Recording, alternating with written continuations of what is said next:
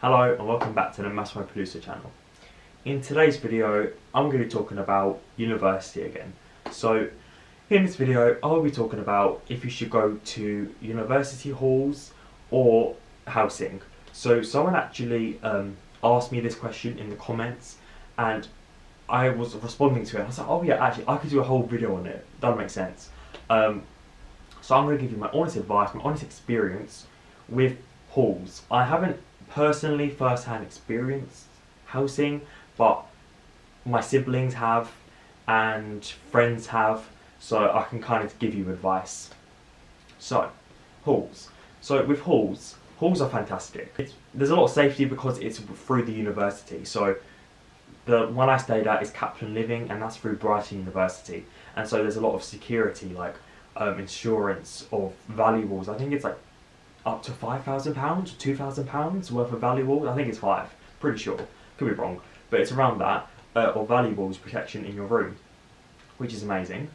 Whereas with housing, it's kind of like, you sign the agreement, you move in, you pay the rent, done.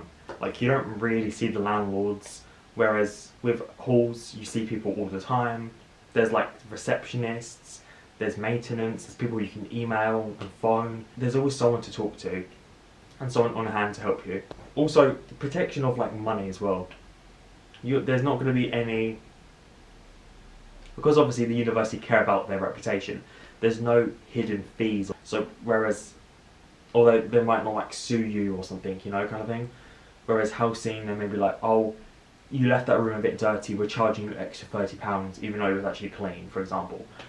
You know, halls are pretty formal, pretty like, they do it by the book. I'm not saying all housing is bad, and I'm not saying that all landlords are bad, no, because that's a stereotype. But some that I've heard are bad, so you've got to be really, really careful. You've got to go with a trusted agency, and you heard good reviews. Really do your research about housing, because once you're in it, it's really hard to get out, pretty much impossible, so please be careful.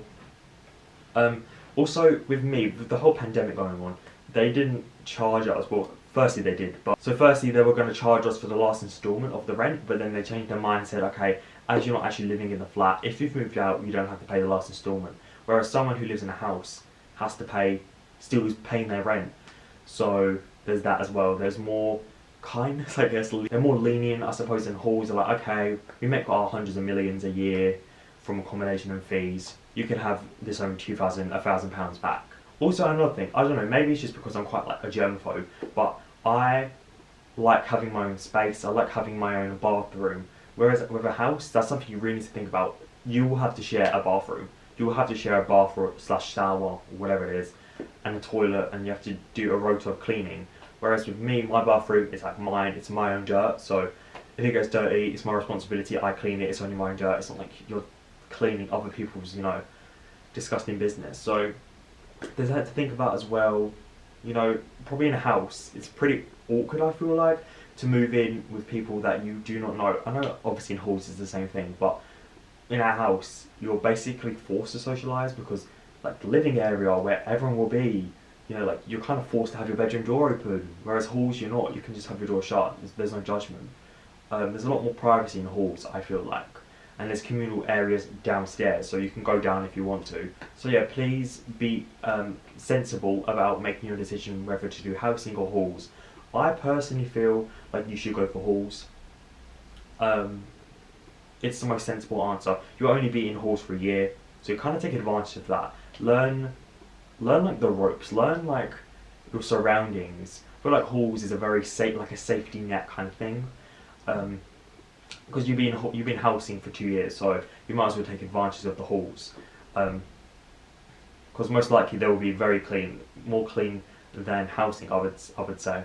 But also, I get the impression that with housing, it's kind of like, okay, next student in, out, next student in, out. So they probably won't really care about cleaning it or maintaining it, I would say, because a lot of student housing I've looked at